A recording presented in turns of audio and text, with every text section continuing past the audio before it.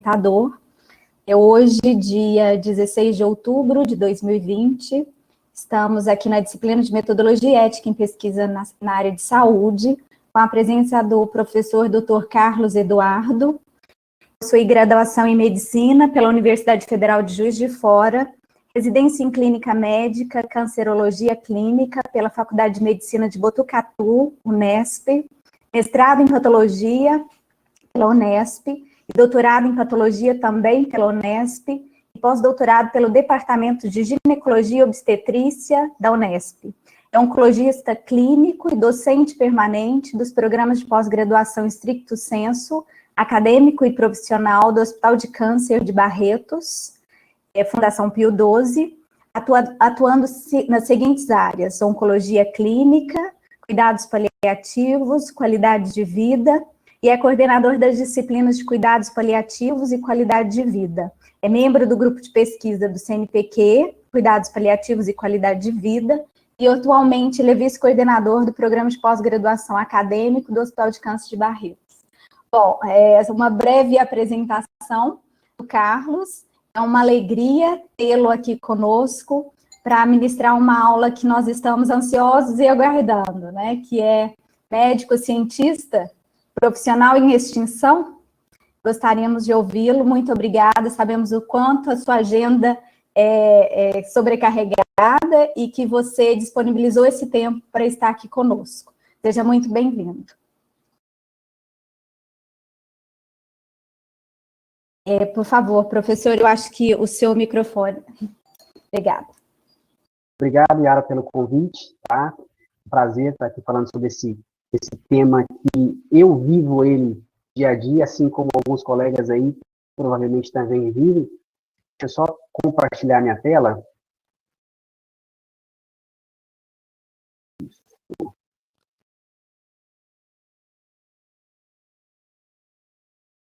vendo minha tela? Sim. Muito bem. Então, assim, é um prazer falar de um tema que eu me sinto dentro dele o tempo todo. É viver aquele dilema de ser médico, clínico e fazer pesquisa, né? E aí eu faço aquela pergunta meio provocadora, assim, um profissional em extinção, para se perguntar, tá? Eu pensei em escolher algum modelo, talvez um modelo de um médico, cientista, para a gente poder falar um pouco mais. Eu poderia ter escolhido, por exemplo, o Dr. Paul Ehrlich, né, que avançou muito no conhecimento sobre as vacinas de difteria, quase morreu de tuberculose, foi um ganhador de prêmio Nobel. Ou poderia falar do Dr.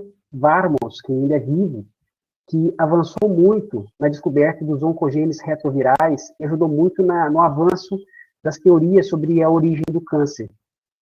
Poderia também falar do Dr. Joseph Leonard Goldstein, também vivo, já mais idoso hoje, que também estudou bastante e identificou as lipoproteínas de baixa densidade e sendo boas para o controle do colesterol. E a partir daí, os avanços para o desenvolvimento das estatinas para tratamento das dislipidemias.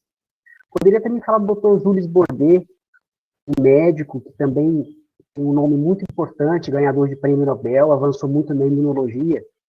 Ou poderia falar do canadense, Dr. Frederick Banting, que também foi uma pessoa que avançou muito na sua área, na descoberta da insulina, foi o primeiro médico pesquisador a usar a insulina para tratamento de doenças humanas, do diabetes no caso. Ou poderia também falar de vários modelos de médicos cientistas, poderia falar do Dr. Frederick Robbins, um pediatra e virologista americano, também ganhador do prêmio Nobel da Medicina em 1954, e que foi premiado pela descoberta da capacidade do vírus da poliomielite de crescer em culturas. Todos esses médicos, cientistas, assim como inúmeros outros, avançaram muito no conhecimento da ciência e foram muito importantes. Mas eu não vou falar de nenhum deles. Eu decidi falar sobre um médico brasileiro extremamente importante para a gente, que foi Carlos Chagas. Carlos Chagas, ele é nascido em 1878, eu lembro que é exatamente 100 anos antes do meu nascimento. Ele é mineiro, nascido numa fazenda do Bom Retiro, uma cidade chamada Oliveira, Minas Gerais. Ele, desde cedo, ele filho de fazendeiros, o pai morreu e foi criado pela mãe, Dona Mariana, que queria muito que ele estudasse engenharia. Ele chegou, de fato, a estudar um pouco de engenharia em Ouro Preto, mas depois de alguns meses e algumas discussões com a mãe, ele acabou convencendo-a que precisava estudar medicina. Então, no final de 1897, ele entrou na Faculdade de Medicina do Rio de Janeiro, na época. E naquele período da ciência, vinha de algumas mudanças de paradigmas importantes, veio dos postulados de Pasteur e Koch, fazendo uma ligação, um link entre os micro-organismos e as doenças. E também naquele tempo, algumas ideias alemãs da época que também identificavam a ligação entre as lesões orgânicas e os sintomas da doença. Parece uma coisa óbvia, mas naquele momento eram mudanças de paradigma. E Carlos Chagas estudou na Faculdade de Medicina do Rio, dentro desse contexto, essa mudança da medicina. Muito bem, ele teve na faculdade alguns grandes autores, vamos dizer assim, Miguel Couto, o patologista Alejandro Fajardo, se não me falha a memória, mas principalmente Oswaldo Cruz. Então, quando ele estava desenvolvendo a sua tese, que era sobre a malária, Oswaldo Cruz aceitou orientá-lo, e ele fez uma apresentação muito elogiada na época, e acabou sendo contratado, logo depois de terminar a faculdade de medicina, ele acabou sendo contratado como pesquisador assistente do Instituto Manguinhos, que na época era coordenada por Oswaldo Cruz. Muito bem, mas ele queria, na verdade, fazer a prática da medicina. Então ele foi contratado para um hospital de Juruba, um hospital público que atendia pacientes com doenças infecciosas. Ele não queria se afastar da medicina clínica, mas era pesquisador. Ele, depois de um tempo de ter ajudado muito no tratamento, na erradicação da malária na cidade de Santos, ele foi enviado por Oswaldo Cruz para a cidade de La Sance, em Minas, uma cidade, talvez essa foto exemplifique bem aquelas casas de pau a pique, uma população pobre. Ele foi para lá para tentar erradicar a malária com a experiência que ele tinha tido na cidade de Santos. Só que naquele momento, ele acabou fazendo contato com um engenheiro de obras daquela ferrovia que tinha na região, e ele contou para o Carlos Chagas que tinha um barbeiro que costumava picar as pessoas à noite. Ele, de um instinto muito de curiosidade, de vontade de entender as coisas, ele percebeu que algumas pessoas daquela região tinham quadros parecidos, inclusive crianças, com esplenomegalia, com febre, com anemia importante. Acabou estudando aqueles barbeiros e antes de identificar a doença, ele identificou que nos barbeiros existia um micro-organismo diferente, que era o Trypanosoma. Ele, na época, chamou de Trypanosoma minaense. E depois ele acabou, o caso clássico de atender uma criança que chamava Berenice, e ele conseguiu identificar todo o ciclo da doença nessa criança. Na época, ele conversou muito com o Oswaldo Cruz, ele enviou alguns barbeiros lá para o Instituto de Manguinhos. O Oswaldo Cruz, a pedido do Carlos Chagas, inoculou esses micro-organismos em alguns macacos, animais de experimentação, e alguns deles desenvolveram a doença. Ele depois voltou para o Rio de Janeiro e percebeu que o mesmo micro-organismo que ele via no sangue dos macacos era o mesmo que ele via nas pessoas lá de La Sance. Então, isso foi, assim, partindo daquele instinto de médico clínico, de atender as pessoas lá nas casinhas dela. Ele morou durante algum tempo, até como se fosse uma van naquela região muito pobre de Minas. Depois desses avanços que ele acabou desenvolvendo, é interessante que ele identificar a etiologia de uma nova doença, ciclo do Trypanosoma cruzi, que ele chamou de Cruz em homenagem ao seu Cruz, e conseguiu fazer a diferenciação entre o estado agudo e o crônico da doença, um ano depois. Depois ele viu a possibilidade de desenvolvimento autoimune da patogênese da doença, vamos dizer assim. Depois ele identificou a causa de morte súbita em pessoas jovens, secundária à doença cardíaca, que foi o grande brilhantismo dele, de fazer uma ligação com as doenças cardíacas. Em alguns anos ele conseguiu identificar também a incurabilidade da doença, ou seja, ele permeou e andou por todos os processos da doença, extremamente raro da medicina. Com isso, ele fez algumas publicações na época, recebeu também críticas, mas ele foi laureado, de forma importante, ele foi indicado 2 vezes ao Prêmio Nobel da Medicina, em 1913 bem jovem ainda, em 1921 de novo. Existem vários artigos na literatura mostrando a grande injustiça por que não ter sido aceito. Existiam algumas críticas em relação a isso, mas ele recebeu um prêmio importante na época, que chamava Prêmio Chaudin. O Instituto de Doença Tropical de Hamburgo, na Alemanha, conseguia a cada 4 anos para grandes descobertas do campo da parasitologia. E ele, na época, ele concorreu com Ehrlich, com Hooks, com Leishman, com pessoas importantes, e ganhou o prêmio.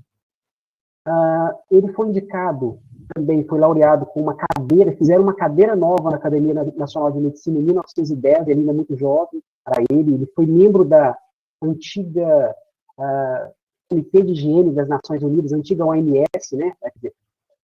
Antiga, antes de se tornar a OMS, e foi muito condecorado e muito considerado na época. Tanto que quando Oswaldo Cruz, em 1917, quando ele morreu, a pessoa que foi escolhida para ficar no lugar de Oswaldo Cruz não foi o que eles esperavam, que era uma pessoa mais velha do Instituto Manguinhos, foi Oswaldo Cruz. Desculpa, foi Carlos Chagas. Isso gerou uma certa discussão no Instituto Manguinhos.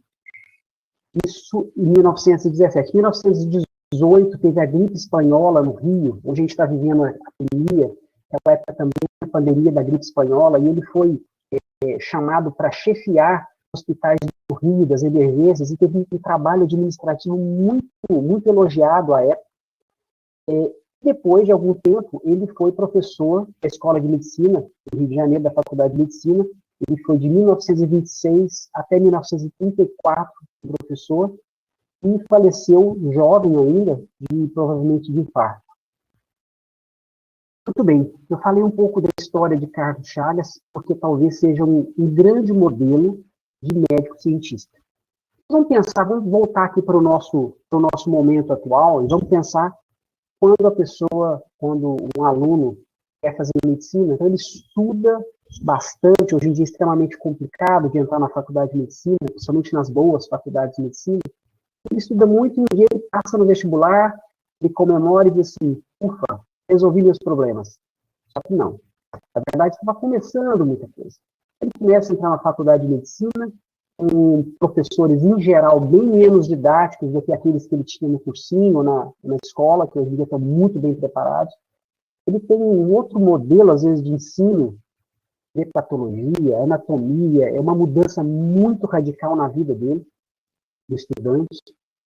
Depois, o médico passa por uma parte mais clínica, de cirurgia, a parte clínica, prática, bem mais com os pacientes, clínicas. Mas, um momento, ele se forma e diz assim, opa, agora sim, resolvi meus problemas. Só que não. A parte das vezes, o médico acaba indo para treinamentos de residência médica, e dependendo da área, vão vários anos, principalmente nas especialidades que precisam de uma subespecialização. Mas aonde entra a pesquisa aqui?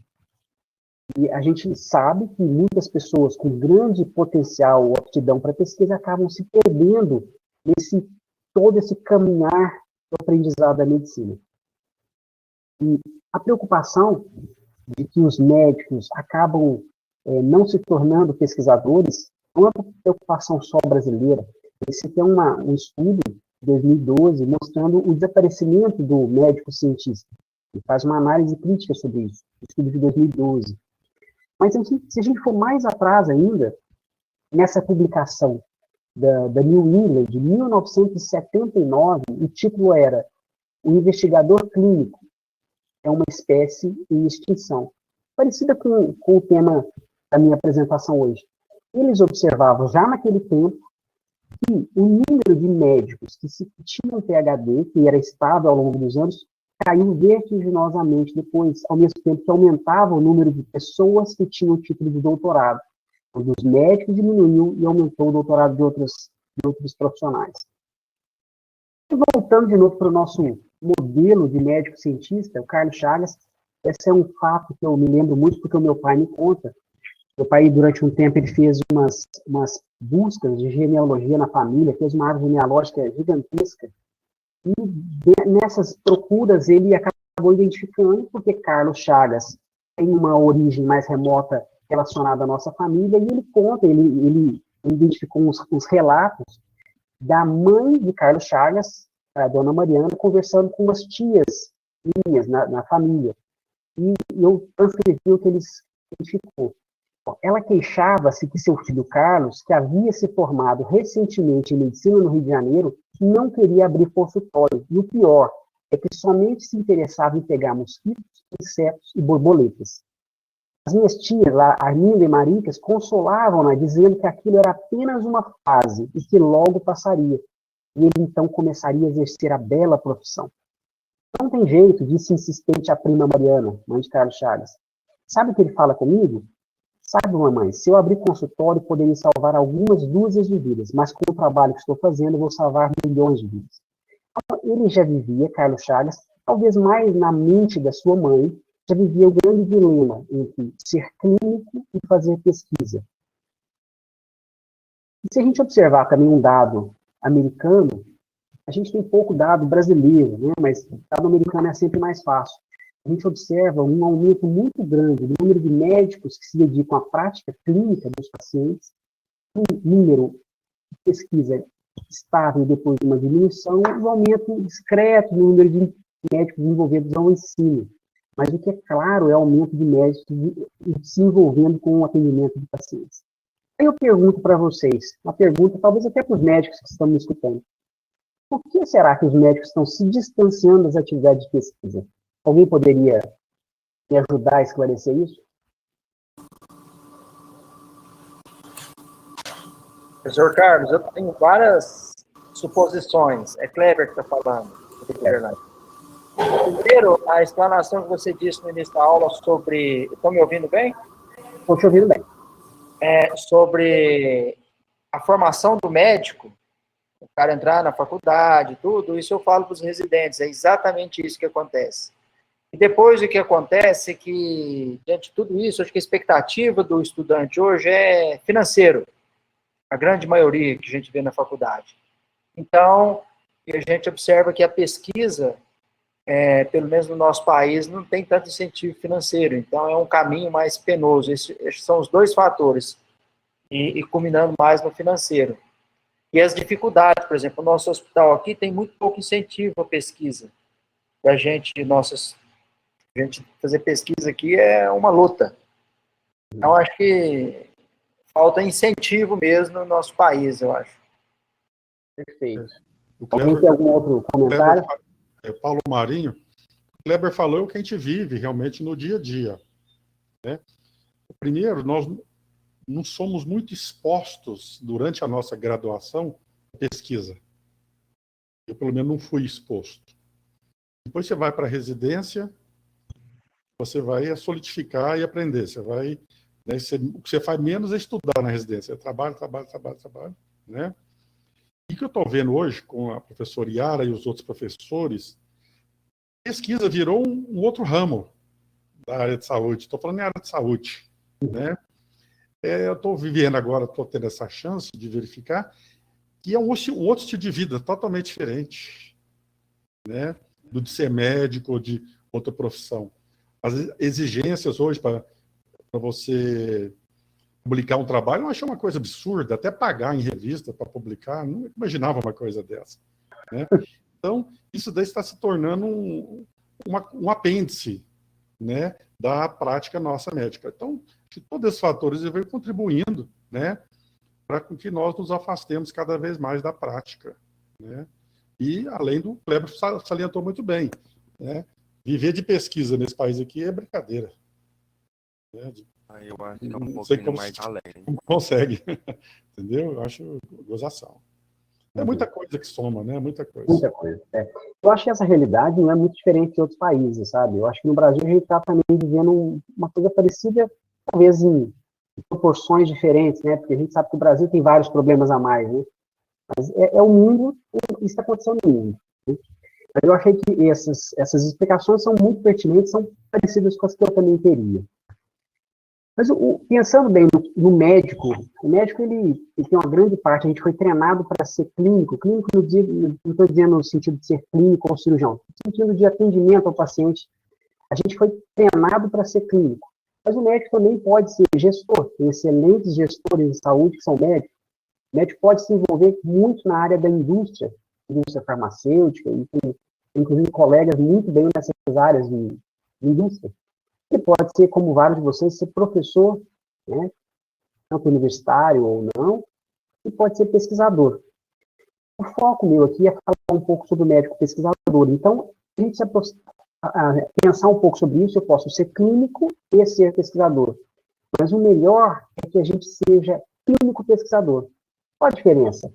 A diferença é que o clínico pesquisador seria como se a gente fosse pensar no Carlos Chagas, que também tinha seus pacientes, olhava o paciente de uma forma diferente, tanto com uma curiosidade muito grande, ele acabou descobrindo coisas importantes, mas ele também escutava, ele parava, ele olhava, ele era essencialmente um clínico, mas com a visão de pesquisador.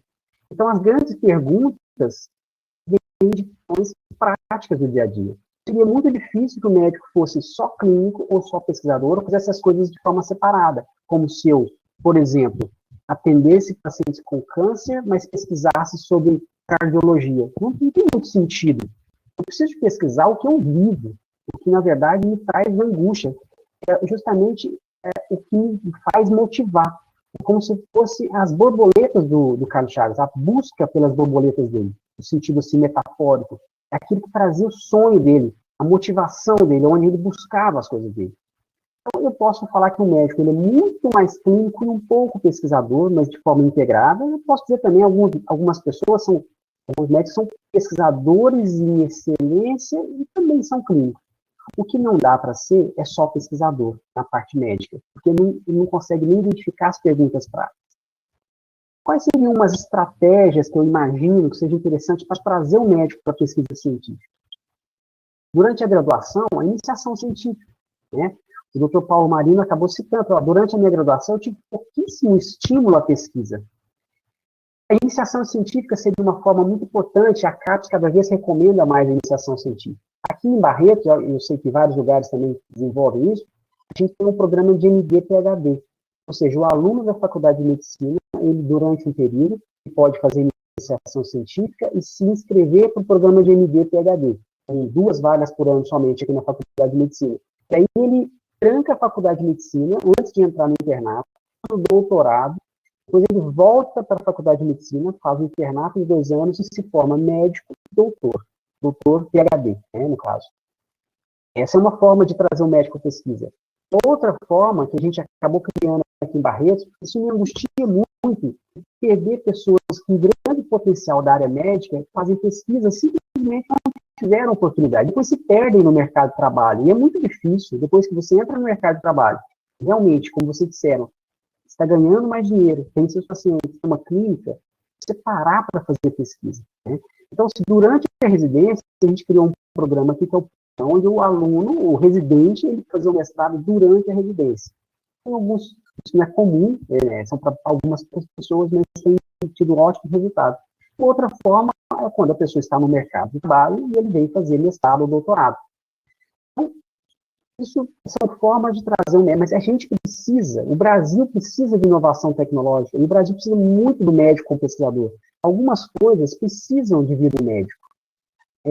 Como vocês me citaram, a pesquisa desenvolveu muito, é um campo totalmente à parte, em vários pormenores aí relacionados, mas o médico tem uma capacidade muito interessante de adentrar a parte mais clínica, que falta em outros profissionais. O Brasil precisa do médico fazer pesquisa. E aí, fazendo uma metáfora com o Carlos Chagas, que buscava que a mãe, ele só quer saber das borboletas, pegar a borboleta. Aquilo lá no sentido assim, quais eram as borboletas do Carlos Chagas? O que ele tinha de sonho? O que ele estava buscando? Ele buscava muita coisa. Eu fico pensando, trazendo para o meu raciocínio, e as minhas borboletas? Eu, como clínico no dia a dia, o que me motiva?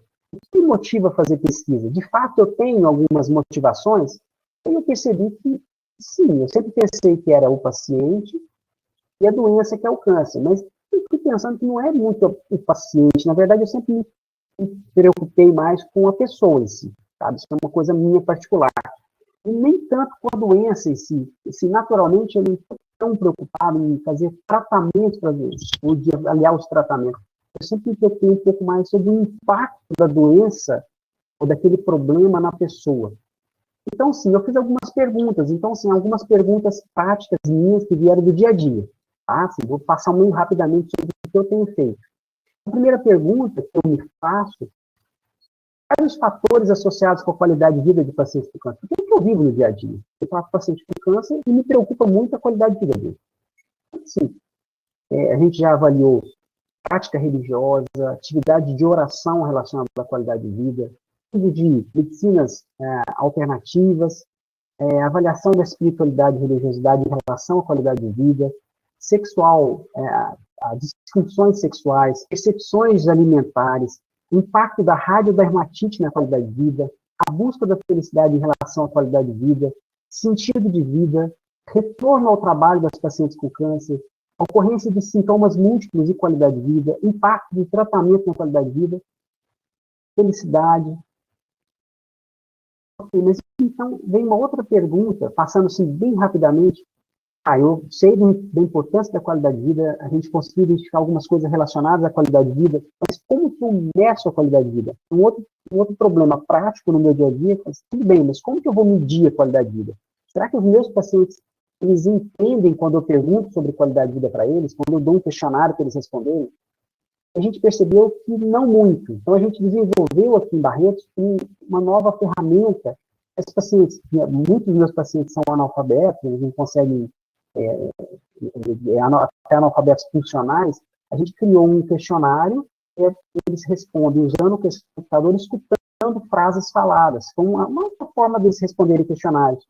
E a gente percebeu também que muitos questionários que já existem para uso são muito longos, e os pacientes tinham dificuldade de responder questionários longos. A gente criou uma versão curta de um questionário, que foi bem útil. A gente não tem usado hoje em dia, porque a gente acabou vendo que tem coisas mais adequadas, mas também foi uma forma de investigar. Às vezes eu uso. Também, assim, a gente também usou um questionário já muito usado na área da oncologia, que é o IORTC, que é o LQC 30, com 30 itens, e fizemos uma avaliação mais detalhada dele na nossa opção. Então, a gente tentou aprofundar um pouquinho sobre como avaliar a qualidade de vida. E a gente viu, junto aqui no nosso grupo de pesquisa, que muitas das vezes a gente queria fazer um estudo para avaliar um problema, quando a gente ia perceber, não existiam questionários, ou os questionários que existiam, que eram internacionais, não eram válidos para usar aqui. Então, a gente acabou, entre aspas, perdendo um bom tempo tentando validar esses questionários. Não foi uma perda de tempo, na verdade foi um avanço, porque a gente acabou criando ou validando vários questionários para outras pessoas usar. Questionário de barreiras em adolescentes, questionário de vergonha e estigma em pacientes com cirurgias mutiladoras da cabeça e pescoço, olhava mucosite em criança, fizemos questionário de qualidade de vida de pele em pacientes com câncer, questionário de qualidade de vida específico para câncer de mama, questionário que avalia a felicidade, que é um construto que motiva a gente a entender também, questionário de qualidade de vida de cabeça e pescoço, avalia conforto de pacientes em fase final de vida, avaliamos um pouquinho mais a questão de confiabilidade nos instrumentos, aprofundou um pouquinho mais nisso, e aprofundamos bem mais num questionário que a gente usa muito aqui em Barretos, na nossa rotina, que chama Escala de Sintomas de Edmonton. Eu gosto muito dele, e nós aprofundamos, e foi fruto de algumas parcerias com o grupo do MD Anderson, no Texas, que desenvolveu, um dos pesquisadores, que é o Dr. Brueira, desenvolveu essa escala chamada ESA, muito utilizada, e nós participamos de alguns estudos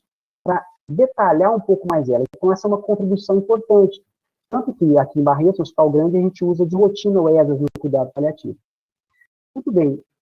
Como eu falei de cuidados paliativos, eu sempre me preocupei em melhorar a assistência ao paciente, não no sentido necessariamente só do tratamento, mas como cuidar melhor desse paciente. O cuidado paliativo veio quase de forma natural. Os cuidados oferecidos para tratar aquelas pessoas com doenças avançadas, sem possibilidade de cura. Quais seriam os benefícios dos cuidados paliativos? A gente também se fez essa pergunta. E mais que isso, a gente queria saber se o cuidado paliativo que a gente oferece aqui na nossa região, em Barretos, um hospital de referência em oncologia, será que eles são úteis? A gente acabou olhando o nosso programa de ambulatório em Barretos para ver se tinha um bom controle de sintomas. A gente tentou investigar a integração precoce do cuidado paliativo. Nós criamos uma estratégia psicossocial para ajudar o paciente a ir para o cuidado paliativo. Nós também vimos o impacto do cuidado paliativo na qualidade de fim de vida dos doentes. E também avaliamos recentemente as diretivas antecipadas de vontade como uma ferramenta do cuidado paliativo, vimos o impacto dela em uma revisão sistemática. Então, mas tá, o cuidado paliativo parece benéfico. Mas como que eu vou integrar ele? Como que eu vou oferecer ele na oncologia? A gente criou uma ferramenta de triagem dos pacientes para ir para o cuidado paliativo. Nós tentamos entender por que os pacientes muitas vezes faltavam às consultas nos cuidados paliativos, qual era o problema. Nós aprofundamos um pouquinho mais nisso. Um dos fatores que levavam o paciente a ser encaminhado ou não ao cuidado paliativo, e como que era feita essa integração mais precoce.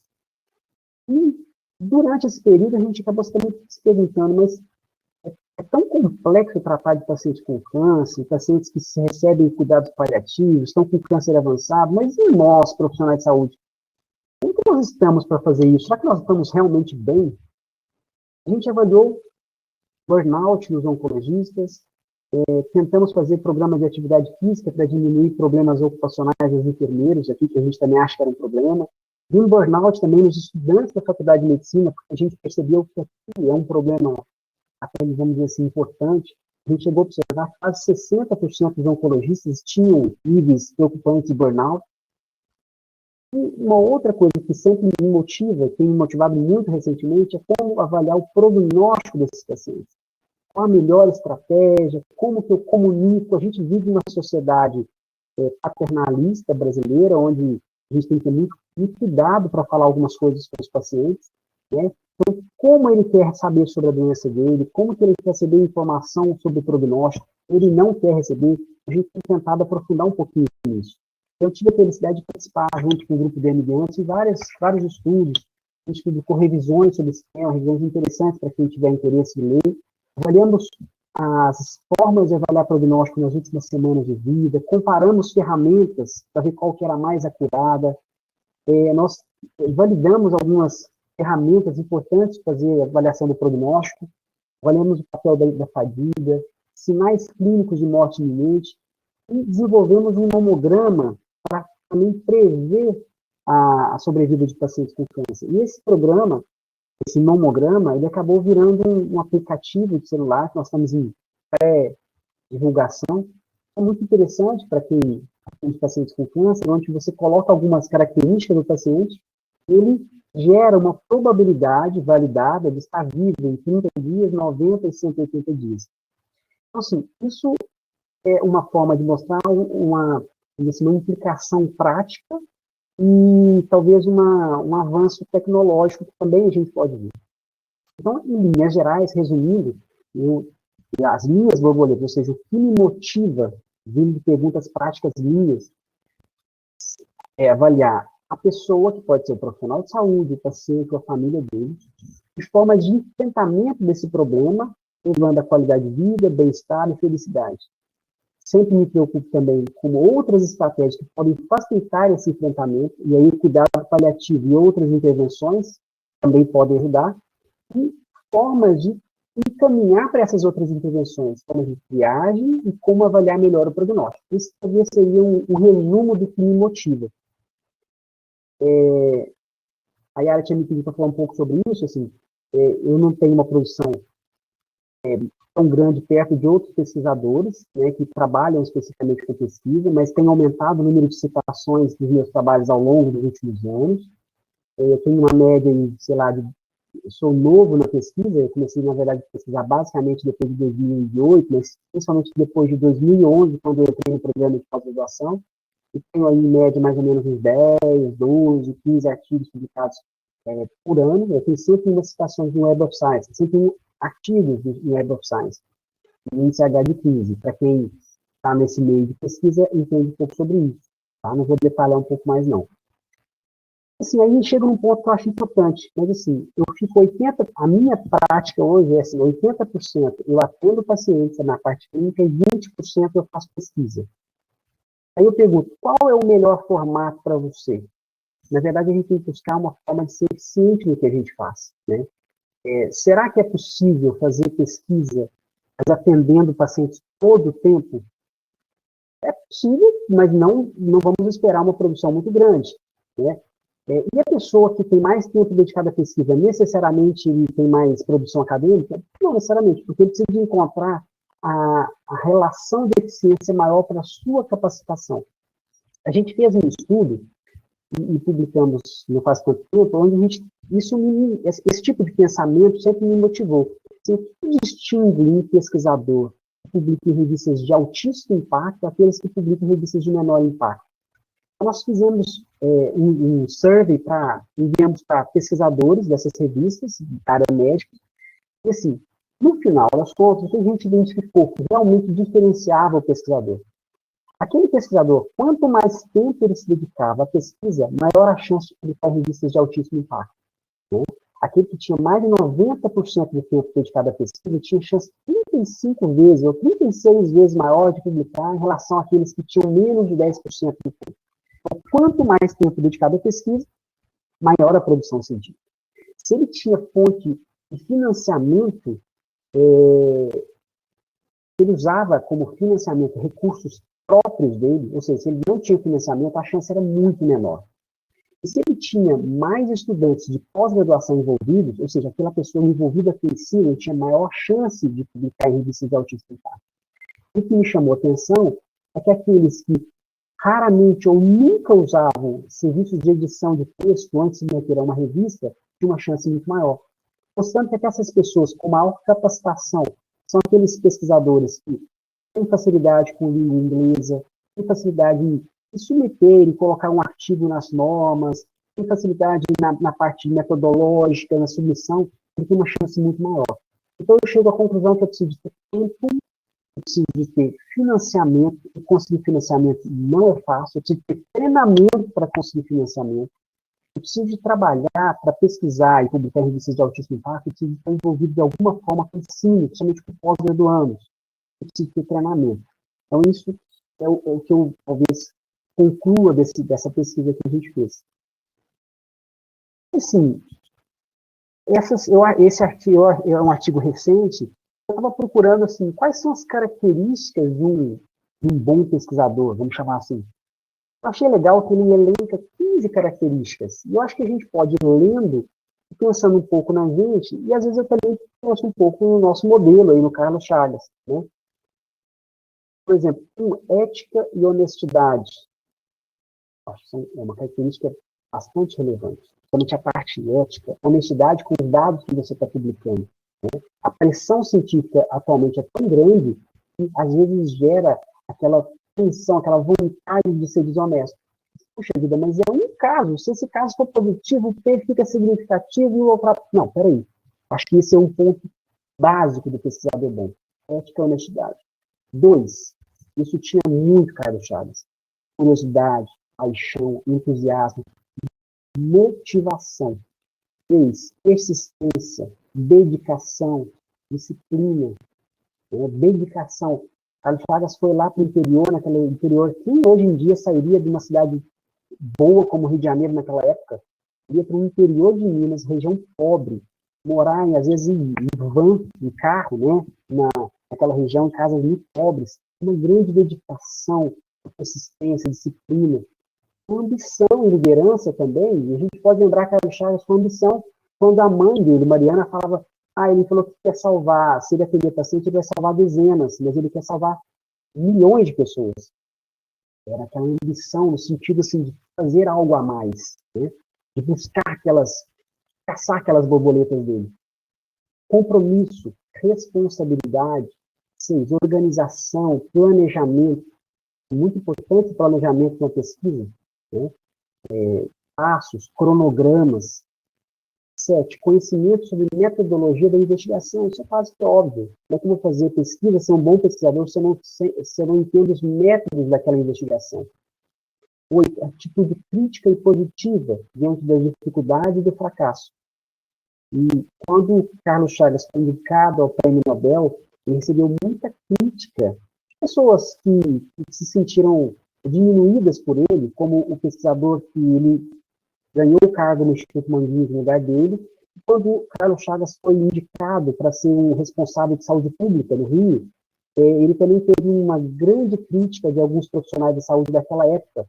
E tinha o doutor, acho que se me fala a memória, era Frane, se me fala a memória, que fez muitas críticas, inclusive dificultou com que Carlos Chagas ganhasse o prêmio Nobel naquela época por algumas críticas, dizendo que ele estava superestimando o impacto da doença de Chagas, que não era bem aquilo. Então, assim, ele teve atitude crítica, ele não desistiu, ele foi em frente. Apesar daquele, inclusive, entre aspas, daquele fraco de não ter ganhado o prêmio Nobel, que seria, não para ele, a pesquisa brasileira. Foi uma grande injustiça, na minha opinião. Mas eu também acho que o bom pesquisador tem que ter priorização de objetivos, gestão do tempo. Nós falamos sobre tempo, e quando eu tenho uma pesquisa que eu faço survey dos pesquisadores brasileiros, eu pergunto qual é a principal barreira para fazer pesquisa. A primeira pergunta mais comum é falta de tempo. Gestão de tempo é essencial para a gente buscar aquela relação que eu falei para vocês de eficiência. Então não é só tempo, é ser eficiente com o tempo. Talvez hoje eu consiga, assim, perceber que algumas vezes eu não preciso de aprofundar muito um assunto em algum tema. Eu vou direto no que eu acho que eu sei mais daquele tema. Não dá para ficar lendo tudo. Eu vou direto no ponto mais importante. Então, essa é uma questão que eu ainda não descobri na minha gestão de tempo adequada, mas eu estou melhorando, né? Ponto 10 aqui que eu acho que é excepcional, que é assim, tenha um bom mentor, ou seja, tenha um bom orientador. Carlos Chagas teve Oswaldo Cruz, teve Miguel Couto, e fez muita diferença para ele no futuro, quando ele já era um pesquisador laureado. Né?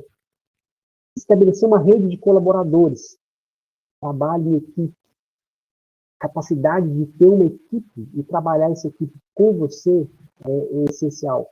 12, que eu até grifei, mantenha um equilíbrio entre atividade clínica e de pesquisa. Esse equilíbrio é difícil de encontrar hoje em dia, mas eu acho que a gente pode buscar. Se a gente quer fazer pesquisa, se pesquisa é uma coisa que é motivadora, de fato, né, a gente precisa encontrar esse equilíbrio. Combina investigação pública e privada. Carlos Chagas, depois que ele foi nomeado diretor do Instituto Manguinhos, que mais tarde chamou-se Fundação Oswaldo Cruz, Instituto Oswaldo Cruz, ele avançou muito no desenvolvimento de vacinas, de medicamentos, e teve uma grande aproximação com a indústria farmacêutica. Isso foi essencial. Então, assim, a gente tem que lembrar também, e hoje em dia tem muita pesquisa clínica, e o médico também pode se envolver com a questão de pesquisa clínica, que inclusive é fonte de fomento. Um equilíbrio entre pesquisa clínica patrocinada, uma relação saudável com a indústria também facilita. Equilíbrio entre vida pessoal e profissional, humildade, gratidão e assim por diante. Então, isso, todo um bom pesquisador. Carlos Chagas tinha tudo isso? Não sei. Mas grande parte ele tinha. Os grandes pesquisadores, acredito eu, que devem ter grande parte dessas características. Aí eu lanço uma pergunta mais para vocês aí que estão escutando. Tanto para os médicos, quanto para os não médicos. Trazendo uma metáfora do nosso modelo de médico científico, que o Carlos sabe, quais são as suas verdadeiras borboletas? Ou seja, aquilo que você busca, aquilo que te motiva, aquilo que você está vivendo essa parte profissional para buscar. Será que investigar, pesquisar é algo de fato motivador para você? Aí talvez algumas pessoas façam o pós-graduação para conseguir um título. Então o título é importante. Tem algum problema nisso? Não, acho que não. Eu acho que não é um problema. Mas quando a pessoa faz uma pesquisa porque ela de fato se sente motivada para aquilo ali, isso, aí não tem limite, né? Aí não tem limite. Talvez sejam, assim, pensando mais filosoficamente, sejam esses pesquisadores que o Brasil precisa. Aquelas pessoas que não têm limite. E sai para caçar borboleta, inseto, quando a sociedade diz assim, maluco, meio maluco essa pessoa. Mas o limite dele é diferente. Ele não está preso no que a sociedade está esperando dele. Então, assim, eu estou jogando essas perguntas e vou finalizar a minha apresentação trazendo de novo para o nosso modelo de médico cientista, o modelo brasileiro de médico cientista, que, na minha opinião, é um modelo. O Carlos Chagas ele não tinha muito recurso financeiro para fazer pesquisa. Ele não tinha, nunca ouvi falar dele ter um recurso absurdo. Ele teve depois, quando ele já era famoso, quando ele teve a Fundação Rockefeller, ajudando nos projetos de medicina social, tal. Mas no início, não. Qual era o recurso financeiro dele? Ele foi para descobrir, para erradicar malária, inseticida naquelas casas de pau a pique. Ele não tinha recurso financeiro. Ele tinha ideias práticas, perguntas simples, curiosidade, era motivado, estudioso. Ele tinha pedido na faculdade de 2 velas, porque naquele tempo não tinha luz elétrica, então ele estudava até que as 2 velas apagavam, porque esse era o filho dele na faculdade, estudioso. E ele foi um cara que teve um talento muito grande para a parte clínica, para pesquisa, como nós falamos, mas também gestão, naquela época da gestão da epidemia da gripe espanhola, ele foi muito importante no ensino também.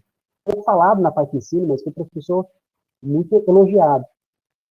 E eu tenho a convicção de que as borboletas que ele caçava não eram sonho de riqueza, era de conduzir estudo complexo, de fazer um ensaio clínico randomizado, de publicar na Lancet ou na New England. Eu tenho certeza que não, eu tenho convicção. O sonho dele era realmente ajudar as pessoas. Então, como ele era genuíno esse sonho dele, eu acho que ele foi muito longe. Ele não desanimou, ele não protegeu quando recebeu crítica de pessoas mais invejosas, ele escrevia de forma clara e transparente, e talvez eu possa dizer que ele foi um grande modelo para a gente seguir enquanto médico pesquisador. Então, o objetivo da minha apresentação é muito mais no sentido de dizer assim, sim, é possível fazer pesquisa. Eu faço, com as minhas limitações, com pouco tempo que eu faço pesquisa, com pouco tempo que eu tenho dedicado à pesquisa, eu tenho 3 filhos, tenho esposa, faço outras coisas, eu consigo fazer pesquisa. Eu acho que se eu consigo, um monte de gente consegue fazer pesquisa. Assim, por mais que as minhas pesquisas não tenham levado a nenhum grande avanço da medicina, mas se a gente segue a nossa conduta de forma ética, transparente, se eu acredito nos meus resultados, se eu acredito nas minhas pesquisas, eu não preciso de explicar uma coisa muito grande. Eu já estou sendo útil. Então, isso, para mim, já é relevante. Se algum dia, por acaso, me for permitido conseguir identificar algo mais importante para a sociedade, eu vou ser muito feliz. Mas eu já sou feliz porque eu sei das minhas borboletas, eu estou caçando elas e isso me deixa feliz. Acho que é isso, Yara, que eu tinha que falar, mais no sentido de estímulo mesmo para a pesquisa, né? Muito bom, Carlos, muito obrigada pela sua aula, excelente aí, e brilhante. Fiquei aqui refletindo sobre as minhas borboletas, né? O que de fato me motiva.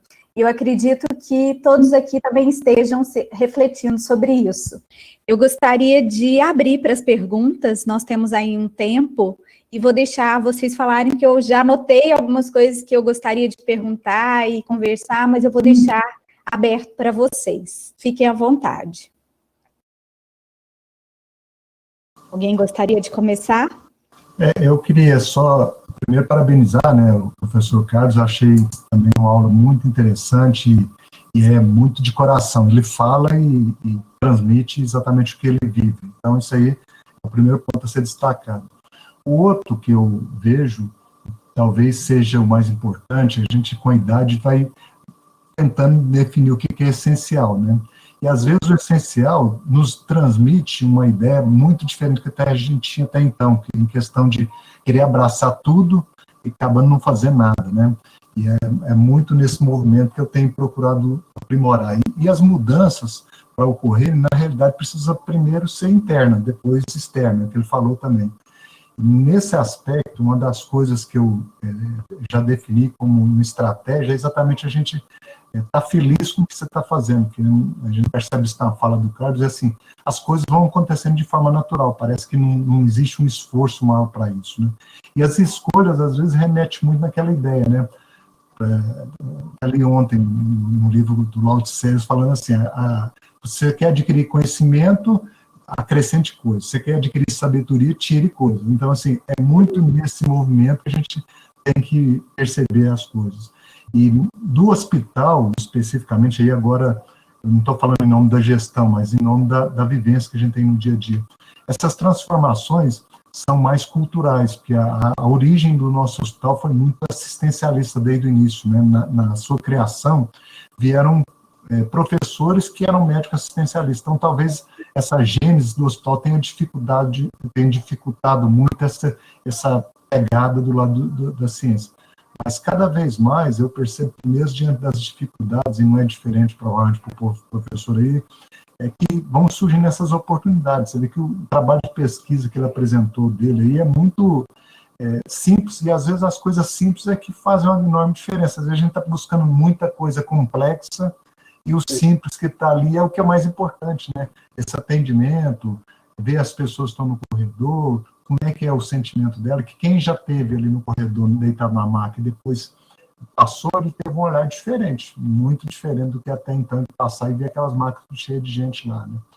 Então, assim, para mim é muito enriquecedor essa experiência em questão de eu tenho cada vez mais ficado satisfeito com essa oportunidade do mestrado, exatamente por isso, que o meu maior desafio era esse, quebrar paradigma, né? Ver a ciência de uma maneira diferente, né? No sentido de ajudar e acrescentar o que a gente tem até hoje de conhecimento. Então, parabéns, professor.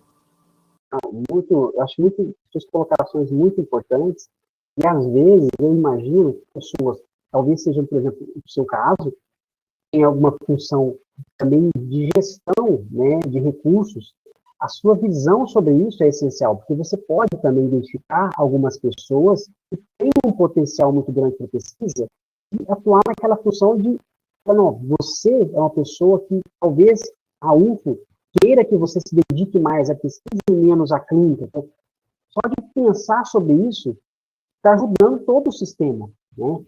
O que eu percebo é assim, que tem pessoa que tem uma grande aptidão para dar aula. Não tem muita pesquisa, que não motiva ela. Qual o problema? Nenhum. O problema é eu falar para ela pesquisar. Esse é o problema.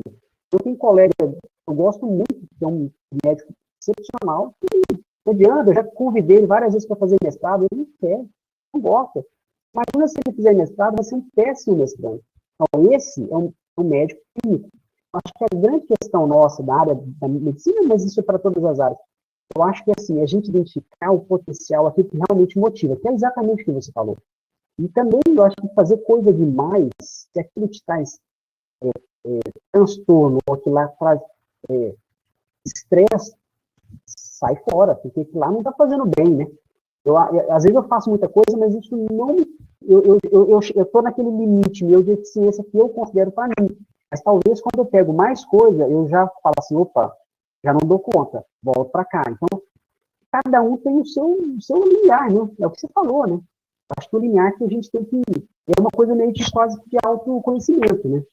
Mas eu fico feliz, só de vocês pensarem sobre isso, como vocês têm função de gestão de recursos humanos, já é um passo assim, bem à frente, até para a UFO mesmo. Aqui em Barretos demorou um pouco para entender que tem pessoa que precisa de mais tempo para pesquisa, tem pessoa que tem mais tempo para ensino. Demorou um pouquinho, mas hoje é mais fácil aqui no hospital. Tem médicos que são estritamente clínicos, tem médicos que atuam só em ensino, um pouco clínico, tem médico que atua um pouco em pesquisa, que é o meu caso, não tanto clínico. Esse é um modelo que funciona nos Estados Unidos bem, né? Que eles falam lá, parte na clínica, parte na pesquisa, parte... No Brasil não é muito comum isso, né? Vocês veem isso acontecer? Não sei nas universidades que você já tem o seu tempo para pesquisa, mas institutos de hospitais mesmo, não é tão comum, né? Cássio fez um comentário aqui no bate-papo. Cássio, por favor, você gostaria de fazer o seu comentário?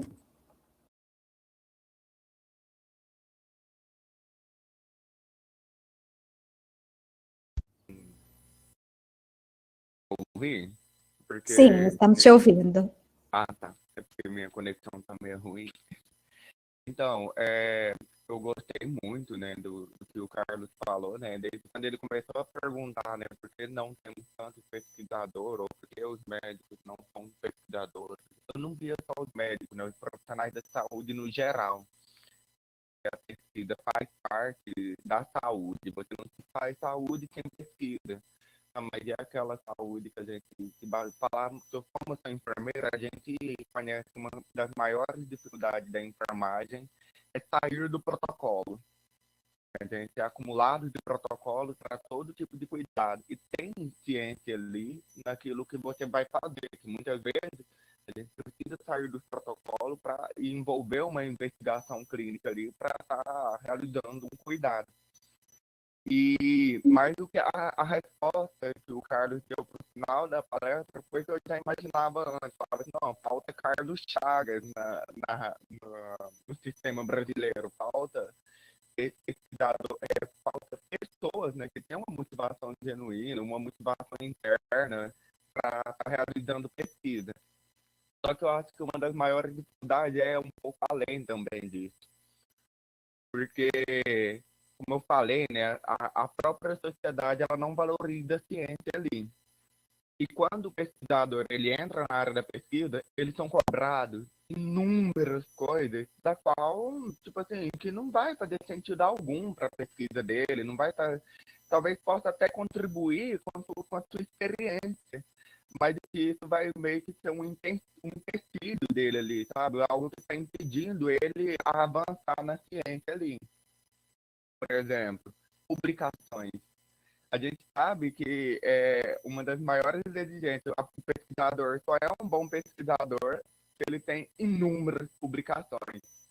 Aquele pesquisador que se dedicou todo o tempo e que ele conseguiu uma publicação ou duas publicações e a pesquisa dele demandou um certo tempo, ele não vai ser tão valorizado quanto aquele que tem inúmeras publicações, que é na revista The Lancet, tudo isso. Essa é uma, tem outras questões também, que quando o pesquisador falta de incentivo financeiro, né? Como ele comentou que não tem bolsa, ou quando ele precisa se envolver numa outra pesquisa que possa financiar a pesquisa, outra empresa, né, que possa financiar a pesquisa dele, isso acaba impedindo ele. Aí vem a outra questão, assim, como tem essas várias exigências, muitas pessoas são pesquisadoras e elas não conseguem ingressar no ramo da pesquisa. Elas não conseguem exercer o ramo da pesquisa. O bom da universidade pública é que ela oferece e incentiva isso desde a graduação. Mas quantos pesquisadores estão em outras universidades que nem iniciação científica está podendo ofertar? Então, assim, é difícil a gente encontrar os verdadeiros pesquisadores quando o sistema não está igual para todos, sabe? Então, assim, eu admiro, nossa, se contar a história de Carlos Chagas, eu não conhecia a história completa de Carlos Chagas. Eu falo assim, nossa, quem dirá, né? Parece que eu estou me vendo um Carlos Chagas, eu acho que muita gente viu um Carlos Chagas. Às vezes o outro fala assim, nossa, está faltando eu ter um Carlos Chagas. Então, assim, eu acho que todo o Brasil, a gente desde o ensino médio ouvir essa história, né? Entender a importância da pesquisa. Talvez hoje a gente teria mais pessoas envolvendo na pesquisa e pesquisadores bons. Gente. Um pesquisador que tem uma motivação genuína ali, como você disse. E assim, é o que eu queria falar, de perguntas mesmo. Eu só tenho uma pergunta aí, que é quando você mostrou aquela tabela, né, do tempo, como que foi mensurado aquele tempo dos pesquisadores, quanto que ele se dedicava? Eu não entendi, imaginando isso, nossa, como que ele identificou aquilo? Ele foi perguntando para cada um, como que foi? Eram perguntas bem exatamente aquilo lá.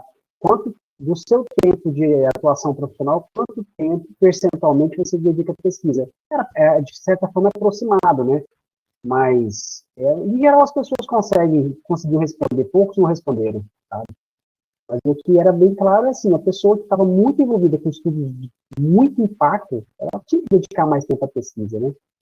E se a gente pensar no exemplo que nós estamos dando aqui do Carlos Chagas, ele, no final da carreira dele, quer dizer, ele estava a maior parte do tempo fazendo pesquisa, né? Ele precisava de pesquisar, né? Ele já tinha um nome, uma estrutura para zelar. O início é que ele fazia mais parte política. Então, esse talvez seja um caminho do pesquisador. Mas você falou umas coisas muito importantes. Basicamente, a questão de financiamento, eu acho que é muito importante. Eu até fico pensando que talvez se o pesquisador recebesse muito dinheiro, se a gente não estaria trazendo pessoas sem aquela vontade genuína de fazer pesquisa, mas vontade de ganhar dinheiro. Então, assim, eu acho que deveria ter, claro, tem que ser mais valorizado, e isso vem no aspecto financeiro, sem dúvida.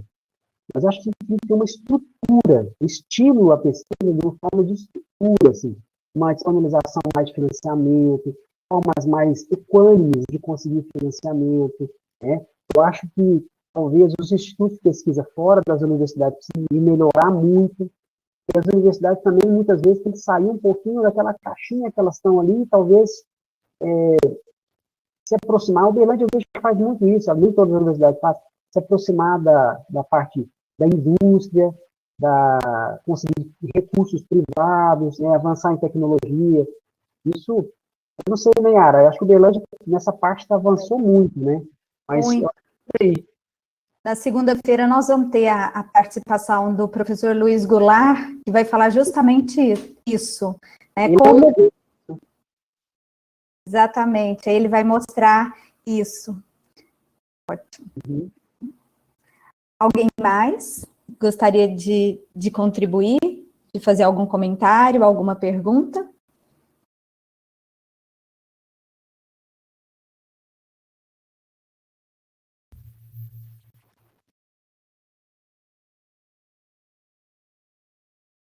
O Cássio está agradecendo, já são 10h35, acho que nós estamos vencendo o nosso tempo.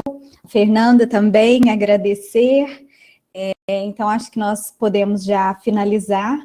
Acho que foi muito enriquecedor, muito, muito reflexivo para todos nós. Acaba que na Faculdade de Medicina, no curso de pós-graduação, Carlos, nos primeiros anos do programa de pós-graduação, a maioria dos nossos professores eram médicos. O programa, ele atraía mais profissionais médicos, né, graduandos em medicina. Mas devido ao caráter interdisciplinar da pós-graduação mesmo, ele começou a atrair outros profissionais, não somente médicos. Então, hoje nós temos na pós-graduação vários profissionais de saúde. E o curso, a própria pós-graduação, que antes era formada por mentores, que eram na sua totalidade ou quase totalidade médicos, hoje nós temos muitos não médicos e alguns médicos, né? Poucos médicos. A gente fica até refletindo. Há pouco tempo nós recebemos um consultor externo da CAPES, ele falou, será que não é a hora de refletir, né, sobre o curso de pós-graduação, que na sua essência na área de medicina 1 e tem muitos não médicos? Aí eu fiz essa pergunta para o nosso coordenador de área, que é o Luiz Felipe. E ele falou que isso não tinha problema, né? Porque a essência da medicina 1 é a interdisciplinaridade. O importante é que nós possamos fazer pesquisa de qualidade, não interessa publicar muito, mas publicar bem, em revistas que tenham impacto e que vão gerar impacto para a sociedade, para a comunidade. Eu acho que é isso, né? Então, a essência é essa interdisciplinaridade. Quando eu te chamei para falar sobre o profissional médico, né? Médico cientista, se estaria em extinção, mas eu acho que isso pode ser extrapolado também para outros profissionais, não somente médicos. E realmente, eu fico refletindo sobre a questão da gestão do tempo mesmo, né? Cada um pode fazer essa autorreflexão.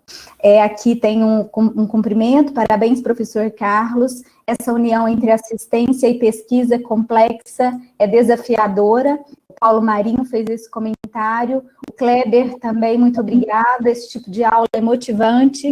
Temos que refletir como conciliar clínica e pesquisa. A Bruna também, o Ricardo também agradecendo pelo momento de reflexão, parabéns pela aula. Então, só comentários mesmo, elogiosos, e muito obrigada por disponibilizar esse tempo para compartilhar o seu conhecimento conosco. Muito obrigado pela oportunidade de falar de um tema que eu acho muito interessante e que, como eu disse no início, eu vivo ele. Esse dilema é meu do dia a dia também, né? Eu acho que a gente precisa pensar mais sobre ele, até para ajudar mesmo no avanço, não só pessoal, mas no avanço como em pesquisa mesmo, né? Obrigado. Um abraço a todos aí. Exatamente. Abraço. Tchau, tchau. Tchau, tchau.